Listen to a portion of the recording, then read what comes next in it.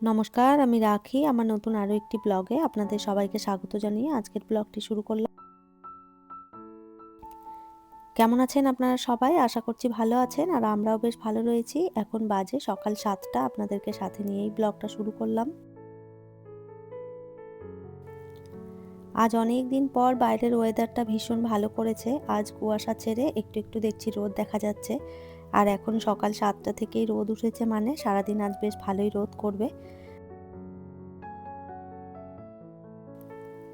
সকালবেলায় ওই 6টা নাগাদ ঘুম থেকে উঠেছি। ওঠার পরে বিবেককে রেডি করে দিয়েছি। ও ব্রাশ করেছে, আমিও ব্রাশ করেছি, ড্রেস চেঞ্জ করেছি। আর বিবেক বসেছে পড়তে। একটু পরেই ওর ম্যাম চলে আসবে। তো ওই জন্যে আগে থেকেই ওকে রেডি করে বসিয়ে দিয়েছি। আর আমি এদিকে চলে এলাম কিচেনে, একটুখানি চা বসিয়েছি। এত ঠান্ডা লাগছে, ভাবলাম একটুখানি গরম গরম চা করে খাই।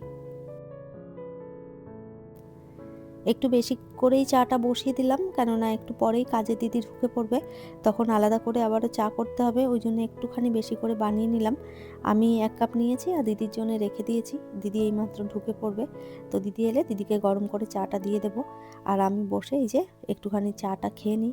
আর আমার অবস্থা দেখুন, একটা মোটা, আমি একদম সোয়েটার বার করেছি, কেননা এত ঠান্ডা, আমি একদম ঠান্ডাতে সহ্য করতে পারছি না, যার কারণে একটা মোটা সোয়েটার পরে নিয়েছি।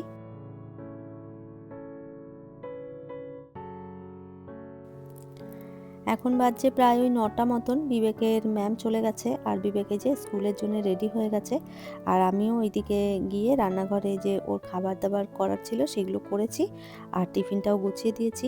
আর আজকে এই যে গোবিন্দভোগ চাল দিয়ে আলু দিয়ে একটুখানি সিদ্ধ করে দিয়েছি। একটু ভাত খাইয়ে স্কুলে পাঠালে না বেশ ভালো হয়, কেননা সেই 4টের সময় আসবে।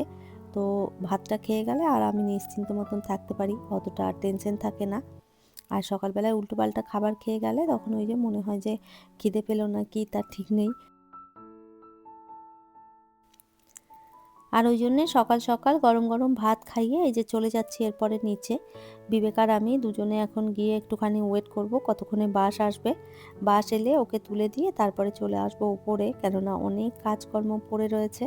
তো আগে বিবেককে স্কুলের জন্য ছেড়ে দিয়ে আসি, তারপরে বাড়িতে এসে যেগুলো কাজকর্ম রয়েছে সেগুলো আমি ধীরে সুস্থে গুছিয়ে নেব।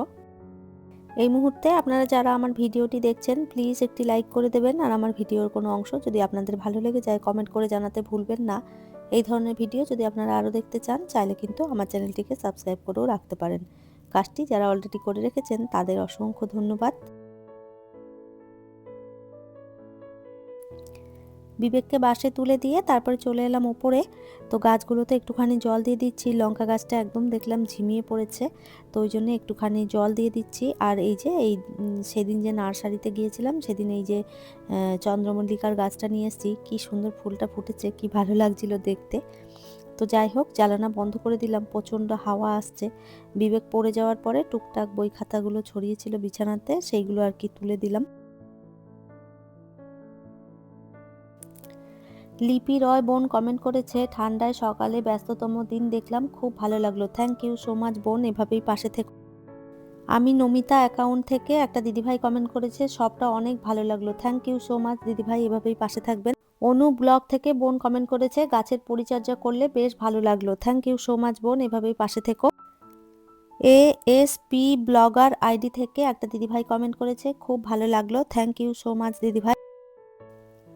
সুস্মিতা দে দিদিভাই কমেন্ট করেছে, ভীষণ ঠান্ডা পড়েছে গো, জমে যাচ্ছি কিন্তু কাজের তো শেষ নেই। ব্লগ ভালো লাগলো গো, কোথাও রোদ নেই। ঠিক বলেছ, মেশিন তো কেচে দিচ্ছে কিন্তু রোদ তো শুকিয়ে দিচ্ছে না। থ্যাংক ইউ সো মাচ দিদিভাই এত সুন্দর একটা কমেন্ট করার জন্য। একদম ঠিক কথা বলেছ, মেশিন তো ঠিক তার কাজ করে যায়, মেশিন কেচে সুন্দর বের করে দেয়, কিন্তু রোদের জন্য না কাপড় চোপড় শোকায় না, ভীষণ অসুবিধে হয়। আপনারা আরও অনেকেই কমেন্ট করেছেন, আপনাদের প্রত্যেককেই জানাই অসংখ্য অসংখ্য ধন্যবাদ। এভাবেই সবাই পাশে থাকবেন। তো ওই দিকের রুমটা গুছিয়ে নিয়ে আর এই দিকের রুমটাও আমি সুন্দরভাবে গুছিয়ে নিয়েছি। আর এই দিকে যে জিনিসগুলো যেভাবে ছিল আবারও সেইভাবেই রেখে সমস্তটা গুছিয়ে নিলাম। তো চারোদিকে জিনিসপত্র যেইগুলো ছিল একটুখানি সরিয়ে সরিয়ে ঝাড়ু মেরেছি। চারোদিকে যত নোংরা ছিল সমস্তটা বেরিয়ে গেছে। আর এরপরে এই যে বিছানার চাদরটা তুলে দিলেই ঘরটা একদম পরিষ্কার হয়ে যাবে। আর এইভাবে গুছিয়ে ঘরটা কেমন লাগছে আপনারা কমেন্ট করে অবশ্যই জানাবেন। সুন্দরভাবে ঘর পরিপাটিভাবে গুছিয়ে রাখতে আমার ভীষণ ভালো লাগে। তো কয়েকদিন ঠান্ডার জন্য একদমই কাজবাজ করতে পারিনি। আজ যেহেতু একটুখানি রোদ দিয়েছে তো সেই জন্যই তাড়াতাড়ি করে ঘরটা একদম পরিষ্কার করে নিলাম। কেননা এরপরে আবারও যদি মেঘলা করে তখন দেখা যাবে ঘরদোর আর গোছানো যাবে না। খুব বেশি ঠান্ডা পড়লে না আমি আর কাজবাজ করতে পারি না। আর এই যে বক দুটো দেখতে পাচ্ছেন, সেদিন মেলায় গিয়ে এই বক দুটোই আমি কিনে নিয়ে এসেছিলাম। আর আজকে এখানটাতে রেখে কেমন লাগছে জানাবেন। সুন্দরভাবে ঘরটা একদম গুছিয়ে নিয়েছি আর বেশ ভালো লাগছে এভাবে দেখতে। আমার তো ভীষণ ভালো লাগছে, আপনাদের কেমন লাগছে জানাবেন। আর এই যে কয়েকটা কাপড় জামা তুলেছিলাম সেইগুলো একটুখানি ভাঁজ করে নিচ্ছি।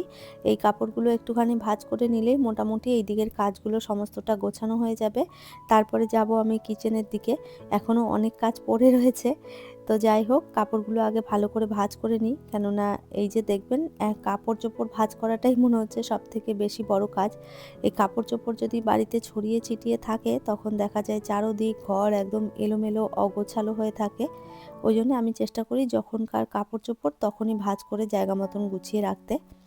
সবার কাপড় চোপড় আলাদা আলাদা করে রাখি। আমারটা আলাদা, বিবেকেরটা আলাদা। বিবেকের বাবা এখন যেহেতু থাকে না ওই জন্য ওরগুলো নিয়ে আর অত সমস্যা নেই। ওরগুলো ওই একদিন সমস্তটা কেচে আয়রন করে জায়গা মতন রেখে দিয়েছি। আবার যখন আসবে তখন ব্যবহার করবে। আর এদিকে বিবেকের গুলো আর আমারগুলো এই আমাদের দুজনেরই এখন বেশি ব্যবহার হয়। আর তার সাথে পর্দা, তারপরে এই যে রানার টেবিল কভার, তারপরে চাদর, এগুলো তো রয়েইছে। তো যাই হোক, আপনাদের সাথে গল্প করতে করতে অনেক কাজ গুছিয়ে নিয়েছি। এদিকে বিছানার চাদরটাও পেতে নিয়েছি আর এইদিকে কাপড়গুলোও সুন্দরভাবে গুছিয়ে নিলাম। তো যাই হোক, চলুন এবার কিচেনে। গতকালকে রাতে আমি এই চালগুলো ভিজিয়ে রেখেছিলাম একটুখানি পিঠে বানাবো বলে। তো সমস্ত চালটা একদম সুন্দরভাবে ভিজে গেছে। এখন এই চালগুলো পিষে তারপরে পিঠে বানাবো। তো আজকে সকাল সকাল করেই পিঠেটা আমি বানিয়ে নিচ্ছি, কেননা পরে বেলা হয়ে গেলে আর ইচ্ছে করে না। আর দেখবেন কাজ শুরু করতে থাকলে না কাজের তালে তালে তখন অনেক কাজ হয়ে যায়। আর কাজ একবার বন্ধ করে দিলে তখন আর ইচ্ছে হয় না কাজ করতে। তো যাই হোক, এইদিকে চালগুঁড়িটা আমি ভালো করে মিক্সিতে পেস্ট করে তারপরে এই যে ছাঁকনি দিয়ে একটু একটু করে ছেঁকে নিলাম। আর এই যে আমি সাজটা কিনেছিলাম অনলাইন থেকে, আপনাদের সাথে তো আগেই শেয়ার করেছি। আপনারা যারা আমার ডেইলি ব্লগ দেখেন তারা জানবেন। তো এই যে আজকে এই নতুন সাজটাতে পিঠে করছি। এর আগে একদিন বানিয়েছিলাম, সেই দিনটা আর আপনাদের সাথে শেয়ার করিনি। বেশ ভালো হয়েছিল। তো ভাবলাম আজকে যখন বানাচ্ছি আপনাদের সঙ্গে একটুখানি শেয়ার করি। এই লোহার সাজগুলোতে বেশ ভালো দেখছি পিঠে হচ্ছে। তো এর আগের দিন করেছিলাম, সেদিনও বেশ ভালো হয়েছিল। বিবেকের বাবা ছিল সেদিন বাড়িতে, পছন্দ করেছিল খুব পিঠে খেতে। বলল যাই হোক, আমি যে তোমাকে এই সাজটা কিনে দিয়েছি সেটা আমার পয়সাটা বিফলে যায়নি, বেশ ভালো পিঠে বানিয়েছো তুমি। তো এই সব বলে হাসাহাসি করছিল। তো যাই হোক, প্রথম ব্যাচটা দিয়ে দিলাম। একটুখানি প্রথম ব্যাচের পিঠেগুলো দেখা যায় যে খুব একটা ভালো হয় না। তারপরেও প্রথম ব্যাচেই আমার এত সুন্দর পিঠেগুলো ফুলেছে। তো একটু বেশি পরিমাণে দেওয়া হয়ে গেছিলো, ওই জন্য পিঠেগুলো ফুলে বেরিয়ে গেছে। এর পরের বার যেটা দেবো সেটা ভেবেছি একটুখানি খালি খালি রেখে তারপরে দেবো।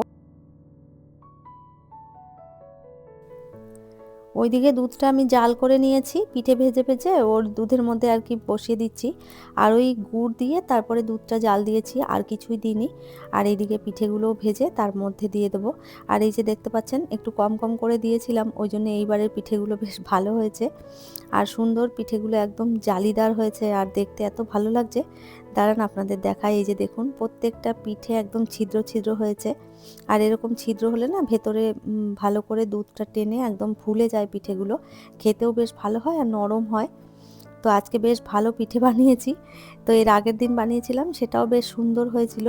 জানি না সাঁচের কারণে হচ্ছে না অন্য কিছু, বলতে পারবো না। তবে এই সাঁচটা কেনার পরে না পিঠেগুলো দেখছি বেশ ভালোই হচ্ছে। এই পিঠে বানিয়ে তারপরে দুপুরের রান্না বাকি রয়েছে। বিবেক আসবে স্কুল থেকে, রান্না বান্না করতে হবে। আজকে জানি না কখন কি করব, পিঠে বানাতে গিয়ে না অনেকটা সময় চলে গেল। পিঠে হয়ে গেছে, এরপরে দুপুরে রান্না বান্না করব। তাহলে চলুন, আমার আজকের ভিডিওটা এই পর্যন্তই। ফিরবো নতুন ব্লগ নিয়ে। ততক্ষণের জন্য সবাই ভালো থাকবেন, সুস্থ থাকবেন। আবারও দেখা হবে নতুন একটি ব্লগে।